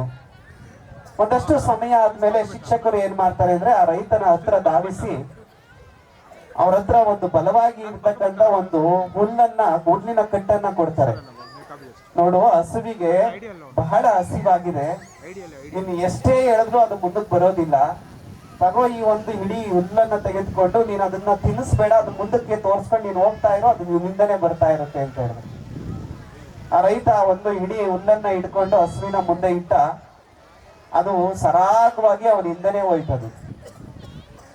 ಇದನ್ನ ದೂರದಿಂದ ಮುಖ್ಯ ಶಿಕ್ಷಕರು ನೋಡ್ತಾ ಇದ್ರು. ಕೊಠಡಿಯಿಂದ ಹೊರಗಡೆ ಬರ್ತಾರೆ, ಎಲ್ಲ ಮಕ್ಕಳು ಕೇಕೆ ಹಾಕಿ ನಗ್ತಾ ಇದ್ರಲ್ಲ. ಒಂದ್ ಸ್ವಲ್ಪ ಅವ್ರಿಗೂ ಸಹ ಸಿಟ್ಟು ಬಂತು. ಶಿಕ್ಷಕರನ್ನ ಕೇಳ್ತಾರೆ, ಏನು ಅಂತಂದ್ರೆ, ಅಲ್ಲ ಇಲ್ಲೇನು ಆಟ ಆಡ್ತಾ ಇದ್ದೀರಾ, ಶಾಲೆಯನ್ನ ತರಗತಿಯನ್ನ ನಡೆಸೋದ್ ಬಿಟ್ಟು ಇದೇನಂತಹ ಹಾಸ್ಯಾಸ್ಪದವಾದಂತಹ ಸನ್ನಿವೇಶ ಸೃಷ್ಟಿ ಮಾಡಿದ್ದೀರಾ ಅಂತ ಕೇಳ್ತಾರೆ. ಆಗ ಶಿಕ್ಷಕರು ಹೇಳ್ತಾರೆ, ಆ ರೈತನ ಸ್ಥಿತಿ ನನ್ನ ಸ್ಥಿತಿ ಎರಡೂ ಒಂದೇ ಆಗಿತ್ತು. ರೈತ ಎಷ್ಟೇ ಬಲವಾಗಿ ಹಸುವನ್ನ ಹೇಳಿದ್ರೆ ಆ ಹಸು ಮುಂದಕ್ಕೆ ಹೋಗ್ತಾ ಇರ್ಲಿಲ್ಲ. ತರಗತಿಯ ಒಳಗೆ ನಾನು ಎಷ್ಟೇ ಚೆನ್ನಾಗಿ ಪಾಠ ಮಾಡ್ತಾ ಇದ್ರು ವಿದ್ಯಾರ್ಥಿಗಳು ನನ್ನ ಕಡೆ ಗಮನ ಹರಿಸ್ತಾ ಇರ್ಲಿಲ್ಲ. ಅವರಿಬ್ಬರ ಸನ್ನಿವೇಶನೂ ಸಹ ಒಂದೇ. ಈ ಸಂದರ್ಭದಲ್ಲಿ ವೇದಿಕೆ ಮೇಲೆ ಇರ್ತಕ್ಕಂಥ ನನ್ನ ಮತ್ತೆ ಎಲ್ಲ ಗಣ್ಯರ ಸನ್ನಿವೇಶನೂ ಒಂದೇ ಆಗಿರುವಂತದ್ದು. ಅಲ್ಲಿ ಹೇಗೆ ಹಸು ಮುಂದೆ ಬರ್ತಾ ಇದ್ದಿಲ್ಲ, ತರಗತಿಯಲ್ಲಿ ವಿದ್ಯಾರ್ಥಿಗಳು ಪಾಠ ಕೇಳ್ತಾ ಇರ್ಲಿಲ್ಲ, ಅದೇ ರೀತಿಯಾಗಿ ಇವತ್ತು ನಾವು ಎಷ್ಟೇ ಚೆನ್ನಾಗಿ ಮಾತಾಡಿದ್ರು ಸಹ ನಮ್ಮ ವಿದ್ಯಾರ್ಥಿಗಳು ನಮ್ಮ ಮಾತನ್ನು ಕೇಳೋದೇ ಇಲ್ಲ. ಇವತ್ತು ಅವ್ರಿಗೆಲ್ಲ ಏನಾಗ್ಬೇಕು ಅಂತಂದ್ರೆ ಇಲ್ಲಿ ನೃತ್ಯವನ್ನ ಮಾಡಬೇಕು, ಅದನ್ನ ಕಣ್ತುಂಬ್ಕೊಬೇಕು. ಅದಕ್ಕೆ ಅವಕಾಶ ಇರುವಂತ ಒಂದು ವೇದಿಕೆ ಅಂದ್ರೆ ಅದು ವಾರ್ಷಿಕೋತ್ಸವ ಅಂತಕ್ಕಂಥದ್ದು. ಆದ್ರೂ ಸಹ ಬಹಳ ಅಭಿಮಾನದಿಂದ ನಮ್ಮ ನವೀನ್ ಕುಮಾರ್ ಅವರನ್ನ ಒಳಗೊಂಡು ಎಲ್ಲ ಈ ಗ್ರಾಮದ ಮುಖ್ಯಸ್ಥರು ಈ ವೇದಿಕೆಗೆ ಆಹ್ವಾನಿಸೋದ್ರಿಂದ ಒಂದೆರಡು ಮಾತುಗಳನ್ನ ಮಾತಾಡಿ ನನ್ನ ಮಾತುಗಳನ್ನ ಮುಗಿಸುವಂತ ಪ್ರಯತ್ನವನ್ನ ಮಾಡ್ತೀನಿ. ಈ ಸಂದರ್ಭದಲ್ಲಿ ಪ್ರತಿಯೊಬ್ಬರು ಸಹ ಯಾವುದೇ ಒಂದು ಸಮಾರಂಭ ಆಗಲಿ ಒಂದಷ್ಟು ಚಿಂತನೆಗೆ ಅವಕಾಶವನ್ನ ಕೊಡ್ಬೇಕಂತ ನಾವೆಲ್ಲ. ಇಲ್ಲಿ 280ಕ್ಕೂ ಹೆಚ್ಚು ವಿದ್ಯಾರ್ಥಿಗಳಿದ್ರು ಸಹ ನನಗೆ ಕಣ್ಣಿಗೆ ಕಾಣ್ತಾ ಇರೋದು ಯಾರು ಅಂದ್ರೆ ಬಹಳಷ್ಟು ಪೋಷಕ ವರ್ಗದವರೇ ನಮಗೆ ಕಣ್ಣು ಕಾಣ್ತಾ ಇರೋದು. ಯಾಕಂದ್ರೆ ಎಲ್ಲ ವಿದ್ಯಾರ್ಥಿಗಳನ್ನ ಹಿಂದಕ್ಕೆ ಸೇರಿಸ್ಬಿಟ್ಟಿದ್ದಾರೆ. ಅವ್ರಿಗೆ ಈಗಾಗಲೇ ವಸ್ತ್ರಾಲಂಕಾರ, ವರ್ಣಾಲಂಕಾರ ಎಲ್ಲವನ್ನ ಮಾಡಿಸಿದ್ದಾರೆ. ಅವರ ಗಮನ ಏನಿದೆ ಅಂತಂದ್ರೆ ಎಷ್ಟೊತ್ತಿಗೆ ಕಾರ್ಯಕ್ರಮ ಮುಗಿತಾ ಇದೆ ಅಂತಕ್ಕಂಥದ್ದು ಅವರು ಸಹ ಗಮನ ಇರುವಂತದ್ದು. ಇದರ ನಡುವೆ ಬಹಳಷ್ಟು ಪೋಷಕ ವರ್ಗದವರೇ ಬಂದಿರೋದ್ರಿಂದ ಒಂದಷ್ಟು ಚಿಂತನೆಯನ್ನ ಮಾಡಿ ಹೋದ್ರೆ ಈ ವಾರ್ಷಿಕೋತ್ಸವ ನಿಜಕ್ಕೂ ಅದು ಯಶಸ್ವಿ ಆಗುತ್ತೆ ಅಂತ ನನ್ನ ಭಾವನೆಯನ್ನ ಇಟ್ಕೊಂಡಿದ್ದೀನಿ. ಒಂದು ದೃಷ್ಟಾಂತವನ್ನು ನೀವು ಗಮನಿಸಬೇಕು. ಬಹಳ ಅಪರೂಪವಾಗಿರುವಂತಹದ್ದು, ಆಶ್ಚರ್ಯಕರವಾಗಿರುವಂತ ಒಂದು ಕಥೆ ನಿಮ್ಮ ಮುಂದೆ ಇವಾಗ. ಕಥೆ ಏನು ಅಂತಂದ್ರೆ ಹಾಲು ಭಗವಂತನ ಕುರಿತು ಧ್ಯಾನ ಮಾಡಿದಂತಹ ಒಂದು ಕಥೆ ಅದು. ನಮ್ಗೆಲ್ಲ ಗೊತ್ತಿದೆ, ಈ ಭೂಮಿಗೆ ಬಂದಾಗ ನಮಗೆ ಅಮೃತದಷ್ಟೇ ಸರಿಸಮಾನವಾಗಿರುವಂತ ಒಂದು ವಸ್ತು ಅಂತಂದ್ರೆ ಅದು ತಾಯಿಯ ಎದೆ ಹಾಲು ಅಂತಕ್ಕಂಥದ್ದು. ಒಂದಷ್ಟು ವರ್ಷಗಳ ಕಾಲ ತಾಯಿಯ ಎದೆ ಹಾಲನ್ನ ಕುಡಿದು ಬೆಳೆದಂತ ನಮಗೆ ಎರಡನೇ ಅಮೃತ ಸಮಾನವಾಗಿರುವಂತದ್ದು ಯಾವುದು ಅಂದ್ರೆ ಹಸುವಿನ ಹಾಲು ಅಂತಕ್ಕಂಥದ್ದು. ಅದನ್ನು ನಾವು ಅಮೃತ ಅಂತ ಕರಿತೀವಿ. ನಾವು ಅಮರತ್ವವನ್ನ ಪಡ್ಕೊಂಡಿರುವಂತಹದ್ದು ಹಸುವಿನ ಹಾಲು. ಅಮೃತಕ್ಕೆ ಸಮಾನವಾಗಿರುವಂತಹ ಹಾಲಿಗೂ ಸಹ ಒಂದು ವ್ಯಥೆ ಇತ್ತಂತೆ. ಅದಕ್ಕೆ ಒಂದು ಯೋಚನೆ ಕಾಡ್ತಾ ಇತ್ತು. ಅದಕ್ಕೆ ಸುದೀರ್ಘವಾಗಿ ಏನು ಅಂತಂದ್ರೆ ಹಾಲು ಭಗವಂತನ ಕುರಿತು ಒಂದು ಚಿಂತನೆಯನ್ನ ಮಾಡತಂತೆ, ಧ್ಯಾನವನ್ನ ಮಾಡ್ತಂತೆ, ಒಂದು ತಪಸ್ಸನ್ನ ಮಾಡ್ತಂತೆ. ನನ್ನ ಕಷ್ಟವನ್ನ ಹೇಗಾದ್ರೂ ಮಾಡಿ ನೀಗಿಸ್ಕೊಳ್ಬೇಕು ಅಂತ ಭಗವಂತನನ್ನ ಕುರಿತು ಪ್ರಾರ್ಥನೆ ಮಾಡಿದಾಗ ಅದರ ಕರೆಗೆ ಹೋಗ್ಬಿಟ್ಟು ಒಂದು ದಿವಸ ಭಗವಂತ ಹಾಲಿನ ಮುಂದೆ ಪ್ರತ್ಯಕ್ಷನಾದ. ಭಗವಂತ ಹಾಲನ್ನ ಕೇಳ್ತಾನೆ, ಅಲ್ಲ ಇಡೀ ಜಗತ್ತೇ ನಿನ್ನನ್ನ ಅಮೃತ ಅಂತ ಕರಿಬೇಕಾದ್ರೆ ನಿನಗೂ ಸಹ ಈ ಜಗತ್ತಿನಲ್ಲಿ ಯೋಚನೆ ಇದೆಯಾ ಅಂತಕ್ಕಂಥ ಪ್ರಶ್ನೆಯನ್ನ ಕೇಳ್ತಾನೆ. ಅದಕ್ಕೆ ಹಾಲು ಹೇಳುತ್ತೆ, ಹೌದು ಭಗವಂತ, ನನಗೂ ಸಹ ಬಹಳಷ್ಟು ದಿನಗಳಿಂದ ಒಂದು ನೋವು ಕಾಡ್ತಾ ಇದೆ. ಆ ನೋವು ಯಾವುದು ಅಂತಂದ್ರೆ ನಾನು ಹಸುವಿನಿಂದ ಹೊರಗಡೆ ಬರಬೇಕಾದ್ರೆ ಹಾಲಿನ ಸ್ವರೂಪವನ್ನ ಪಡ್ಕೊಂಡು ಬಂದಿರ್ತೀನಿ ನಾನು. ಆದ್ರೆ ಈ ಮನುಷ್ಯ ಇದೆಯಲ್ಲ, ಈ ಮನುಷ್ಯ ನನಗೆ ಹುಳಿಯನ್ನ ಹಿಂಡಿ ನನ್ನ ಅಮೃತತ್ವವನ್ನೇ ಕಳೆದಾಕ್ ಹೋಗ್ತಾನೆ. ಅಂದ್ರೆ ನಾನು ಹಾಲಿನ ಸ್ವರೂಪವನ್ನೇ ಕಳೆದುಕೊಳ್ಬಿಡ್ತೀನಿ ಈ ಮನುಷ್ಯ ಹುಳಿ ಹಿಂಡಿದಾಗ. ಅದಕ್ಕೆ ನನಗೆ ಶಾಶ್ವತವಾಗಿ ಹಾಲಾಗಿಯೇ ಉಳಿಬೇಕು, ಅಂತಹ ಒಂದು ವರವನ್ನ ಕೊಡು ನನಗೆ ಅಂತ ಕೇಳ್ತಂತೆ. ಭಗವಂತ ಈ ಹಾಲನ್ನ ನೋಡಿ ಒಂದಷ್ಟು ಕನಿಕರ ಉಂಟಾಯಿತು, ಒಂದಷ್ಟು ನಗು ಸಹ ಬಂದಂತೆ ಅದಕ್ಕೆ. ಅಲ್ಲ, ಈ ಸಂದರ್ಭದಲ್ಲಿ ನಾನು ಹೇಳಿದಂತ ಒಂದು ಮಾತನ್ನ ಕೇಳ್ತೀನಿ ಅಂತಂದ್ರೆ ನಿನ್ಗೆ ಒಂದು ಚಿಂತನೆಗೆ ಒಳಪಡಿಸ್ತೀನಿ ನಾನು ಅಂತ ಹೇಳಿದಾಗ ಹಾಲು ಹೇಳ್ತಂತೆ, ಭಗವಂತ ನಿನ್ನ ಮಾತನ್ನ ಕೇಳುವುದಕ್ಕೋಸ್ಕರ ನಾನು ಇಷ್ಟು ದಿವಸಗಳ ಕಾಲ ತಪಸ್ ಮಾಡಿದ್ದು. ಅದ್ ಏನ್ ಹೇಳ್ತೀವಿ ಅದನ್ನ ನಾನು ಶಿರಸ ವಹಿಸಿ ಏನ್ ಮಾಡ್ತೀನಿ, ಪಾಲಿಸ್ತೀನಿ ಹೇಳು ಅಂತ ಹೇಳ್ತಂತೆ. ಆಗ ಭಗವಂತ ಅದರ ಅಂತರಂಗವನ್ನ ತಿಳಿಸುವಂತ ಕೆಲಸವನ್ನ ಮಾಡ್ತೀನಿ. ನೋಡು, ನೀನು ಹಾಲಾಗಿ ಈ ಭೂಮಿಗೆ ಬಂದಾಗ ನಿನ್ನ ಜೀವಿತಾವಧಿ ಎಷ್ಟು ಅಂತಂದ್ರೆ ಕೇವಲ 1 ದಿವಸಗಳ ಕಾಲ ಮಾತ್ರ. ಈ ಮನುಷ್ಯ ಅದಕ್ಕೆ ಹುಳಿಯನ್ನ ಹಿಂಡಾಗ ನೀನು ಮೊಸರಾಗ್ತೀಯ. ಆಗ ನಿನ್ನ ಜೀವಿತಾವಧಿ ಎಷ್ಟಾಗುತ್ತೆ? 2 ದಿವಸಗಳ ಕಾಲ ಆಗುತ್ತೆ. ಅದೇ ಮನುಷ್ಯ ನಿನ್ನನ್ನ ಏನ್ ಮಾಡ್ತಾನೆ ಅಂತಂದ್ರೆ ಕಡೆದು ನಿನ್ನನ್ನ ಮಜ್ಜಿಗೆಯನ್ನ ಮಾಡ್ತಾನೆ. ನಿನ್ನ ಜೀವಿತಾವಧಿ ಎಷ್ಟಾಗುತ್ತೆ ಅಂತಂದ್ರೆ 3 ದಿವಸಗಳ ಕಾಲ ಬರುತ್ತೆ. ಅದೇ ಮಜ್ಜಿಗೆಯಿಂದ ಹೊರತೆಗೆದಂತಹ ಬೆಣ್ಣೆ ಇರುತ್ತಲ್ಲ, ಆ ಬೆಣ್ಣೆ 1 ವಾರಗಳ ಕಾಲ ಜೀವಿತಾವಧಿಯನ್ನ ಪಡ್ಕೊಳ್ಳುತ್ತೆ. ಆ ಬೆಣ್ಣೆಯನ್ನ ಹದವಾಗಿ ನೀನೇನಾದ್ರೂ ಕಾಯಿಸಿದಾಗ ಅದು ತಿಂಗಳುಗಳ ಕಾಲ ತನ್ನ ಅಸ್ತಿತ್ವವನ್ನ ಕಾಪಾಡಿಕೊಳ್ಳುತ್ತೆ. ಬಹಳ ಮುಖ್ಯವಾಗಿ ನೀನು ತುಪ್ಪವಾದಾಗ ಔಷಧಿ ಗುಣಗಳನ್ನ ಪಡ್ಕೊಂತೀಯ, ಮತ್ತೆ ಪೋಷಕಾಂಶಗಳನ್ನ ಒಳಗೊಂಡಿರ್ತೀಯ. ಬಹಳ ಮುಖ್ಯವಾಗಿ ನನ್ನ ಮುಂದೆ ಜ್ಯೋತಿಯಾಗಿ ಬೆಳಗ್ತೀಯ ನೀನು. ನಿನ್ನ ಬದುಕಿನಲ್ಲಿ ನೀನು ಹಾಲಾಗಿ ಉಳಿದಾದ್ರೆ ಕೇವಲ 1 ದಿವಸಗಳ ಕಾಲ ಇರ್ಬೋದು. ನೀನೇನಾದ್ರೂ ತುಪ್ಪವಾಗಿ ಪರಿವರ್ತನೆ ಆದ್ರೆ ತಿಂಗಳುಗಳ ಗಟ್ಟಲೆ ಏನಾಗ್ಬೋದು ಅಂದ್ರೆ ನೀನು ಜೀವಿತವಾಗಿ ಇರ್ಬೋದು. ನೋಡಿ ಈಗ ಹಾಲಾಗಿ ಇರಬೇಕು, ನೀನು ತುಪ್ಪವಾಗಿ ಪರಿವರ್ತನೆ ಆಗ್ತೀಯೋ ಅಂತಕ್ಕಂಥ ಮಾತನ್ನ ಕೇಳಿದಾಗ ಹಾಲಿನ ಒಂದು ಅಂತರಂಗ ತೆರೆಯುವಂತ ಕೆಲಸ ಆಯ್ತು. ಹೌದು, ಭಗವಂತ ಹೇಳ್ತಾ ಇರೋದಂತ ನಿಜ ಅಲ್ವಾ? ನಾನು ಹುಟ್ಟಿದಾಗ ಹಾಲಾಗೆ ಬಂದು ಹಾಲಾಗೆ ಹೊರಟೋದ್ರೆ ಈ ಜೀವನ ಸಾರ್ಥಕ ಜೀವನ ಆಗೋದಿಲ್ಲ. ಒಂದಷ್ಟು ಪರಿಪೂರ್ಣ ಜೀವನ ಆಗಬೇಕು ಅಂತಂದ್ರೆ ನನ್ನ ಹಾಲಿನ ಸ್ವರೂಪ ತುಪ್ಪದ ಸ್ವರೂಪವಾಗಿ ಪರಿವರ್ತನೆ ಆಗಬೇಕು ಅಂತಕ್ಕಂಥದ್ದು. ಹಾಲಿನ ಸ್ವರೂಪದಂತೆ ಈ ಮನುಷ್ಯನ ಜೀವನವೂ ಸಹ ಅದೇ ಆಗಿರುವಂತಹದ್ದು. ಈ ಭೂಮಿಗೆ ಬರಬೇಕಾದ್ರೆ ನಾವು ಮನುಷ್ಯರಾಗಿ ಬರ್ತೀವಿ. ನಾವು ಮನುಷ್ಯನಾಗಿ ಬಂದಾಗ ಹಾಲಿನ ರೂಪದಲ್ಲೇ ಬರ್ತೀವಿ ನಾವು. ಆದ್ರೆ ಹಾಲಾಗೆ ಮನುಷ್ಯನಾಗಿ ಸತ್ತಾರೆ ಯಾವುದೇ ರೀತಿಯಾಗಿರ್ತಕ್ಕಂಥ ಪ್ರಯೋಜನ ಇಲ್ಲ. ಹಾಲು ಹೇಗೆ ತುಪ್ಪವಾಗಿ ಔಷಧಿ ಗುಣಗಳನ್ನ ಪಡ್ಕೊಳ್ಳುತ್ತೋ, ದೇವರ ಮುಂದೆ ಜ್ಯೋತಿಯಾಗಿ ಬೆಳಗುತ್ತೋ, ಅದೇ ರೀತಿಯಾಗಿ ಮನುಷ್ಯನು ಸಹ ಬದುಕಿನಲ್ಲಿ ಸಾರ್ಥಕವನ್ನ ಗೊಳಿಸುವಂತ ಕೆಲಸ ಆಗಬೇಕು. ಅದಕ್ಕೆ ಹಾಲಿಗೆ ಒಂದಷ್ಟು ಸಂಸ್ಕಾರ ಕೊಟ್ಟಾಗ ಅದು ತುಪ್ಪವಾಗುತ್ತೆ. ಮನುಷ್ಯನಿಗೆ ಒಂದಷ್ಟು ಸಂಸ್ಕಾರ ಕೊಟ್ಟಾಗ ಅವನ ಬದುಕು ಸಾರ್ಥಕವಾಗುತ್ತೆ. ಆ ಸಂಸ್ಕಾರ ಯಾವುದರಿಂದ ದೊರೆಯುತ್ತೆ ಅಂದ್ರೆ ಅದು ಶಿಕ್ಷಣದಿಂದ ಮಾತ್ರ ಸಿಗುವಂತದ್ದು. ಇವತ್ತು ನಮಗೆ ಒಂದಷ್ಟು ಶಿಕ್ಷಣದ ಅವಶ್ಯಕತೆ ಹೇಗಿದೆ ಅಂತಂದ್ರೆ, ಪ್ರಾಣಿಗಳಿಗೆ ಅಂತ ಮನುಷ್ಯ ಭೇದವನ್ನ ಎಣಿಸ್ಬೇಕು ಅಂತಂದ್ರೆ ಅದು ಶಿಕ್ಷಣದಿಂದ ಮಾತ್ರ ಸಾಧ್ಯ ಆಗಿರುವಂತಹದ್ದು. ಜಗತ್ತಿನ ಜೀವರಾಶಿಗಳಲ್ಲಿ ಮನುಷ್ಯ ಅತ್ಯಂತ ಮಹತ್ವದವಾಗಿರ್ತಕ್ಕಂಥ ಸ್ಥಾನಮಾನವನ್ನ ಗಳಿಸ್ಕೊಂಡಿರುವಂತವನು. ನಾಗರಿಕ ಪ್ರಜ್ಞೆ ಇದೆ ಅಂತಂದ್ರೆ ಅದು ಮನುಷ್ಯನಿಗೆ ಮಾತ್ರ ಇರುವಂತಹದ್ದು. ಆ ನಾಗರಿಕ ಪ್ರಜ್ಞೆ ಬರ್ತಕ್ಕಂಥದ್ದು ಯಾವುದರಿಂದ ಅಂತಂದ್ರೆ ಅದು ಶಿಕ್ಷಣದಿಂದ ಮಾತ್ರ ಸಾಧ್ಯ ಆಗಿರುವಂತಹದ್ದು. ನಮ್ಮ ಬದುಕಿನಲ್ಲಿ ಪ್ರಥಮ ಆದ್ಯತೆ ಯಾವುದಕ್ಕೆ ಕೊಡಬೇಕು ಅಂತಂದ್ರೆ ಅದು ಶಿಕ್ಷಣಕ್ಕೆ ಮಾತ್ರ ಅಂತಕ್ಕಂಥದ್ದು. ಯಾಕಂದ್ರೆ ಇವತ್ತು ನಮ್ಮನ್ನ ಕಾಡ್ತಾ ಇರುವಂತ ಅನೇಕ ಜ್ವಲಂತ ಸಮಸ್ಯೆಗಳಿದಾವೆ. ನಮ್ಮಲ್ಲಿ ಬಡತನ ಇದೆ, ಇವತ್ತು ನಮ್ಮಲ್ಲಿ ಒಂದಷ್ಟು ನಿರುದ್ಯೋಗ ಸಮಸ್ಯೆ ಇದೆ, ನಮ್ಮಲ್ಲಿ ಒಂದಷ್ಟು ಅನಕ್ಷರತೆ ಇದೆ, ನಮ್ಮಲ್ಲಿ ಒಂದಷ್ಟು ಹಸಿವಿದೆ, ನಮ್ಮಲ್ಲಿ ಒಂದಷ್ಟು ಮೌಢ್ಯ ಇದೆ. ಅದಕ್ಕೆಲ್ಲ ಪರಿಹಾರ ಸೂತ್ರ ಯಾವುದು ಅಂತಂದ್ರೆ ಅದು ಶಿಕ್ಷಣ ಶಿಕ್ಷಣ ಅಂತಕ್ಕಂಥದ್ದು. ಅದಕ್ಕೆ ನೆಲ್ಸನ್ ಮಂಡೇಲ ಅವರು ಒಂದ್ ಕಡೆ ಒಂದು ಮಾತನ್ನ ಹೇಳ್ತಾರೆ, education is a powerful weapon which you can use to change the world ಅಂತಕ್ಕಂಥ ಮಾತನ್ನ ಹೇಳ್ತಾರೆ.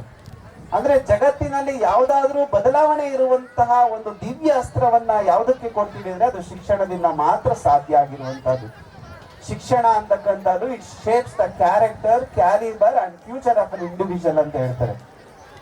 ಅಂದ್ರೆ ಒಬ್ಬ ವ್ಯಕ್ತಿಯ ಚಾರಿತ್ರ್ಯ ನಿರ್ಮಾಣದಲ್ಲಿ, ಅವನ ಸಾಮರ್ಥ್ಯವನ್ನ ಹೆಚ್ಚಿಸುವುದರಲ್ಲಿ, ಅವನ ಭವಿಷ್ಯವನ್ನ ರೂಪಿಸುವುದರಲ್ಲಿ ಶಿಕ್ಷಣ ಅತ್ಯಂತ ಹೆಚ್ಚು ಮಹತ್ವದ ಸ್ಥಾನವನ್ನ ಪಡ್ಕೊಳ್ಳುತ್ತೆ.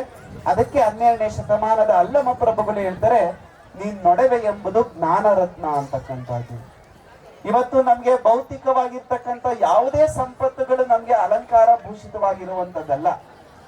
ನಮ್ಗೆ ಇವತ್ತೇನಾದ್ರೂ ಅಲಂಕಾರ ಭೂಷಿತವಾಗಿರುವಂತ ಒಂದೇ ಒಂದು ಒಡವೆ ಅಂತಂದ್ರೆ ಅದು ಜ್ಞಾನ ಅಂತಕ್ಕಂಥದ್ದು ಅದು ಶಿಕ್ಷಣದಿಂದ ಮಾತ್ರ ಸಿಗುವಂತಹದ್ದು.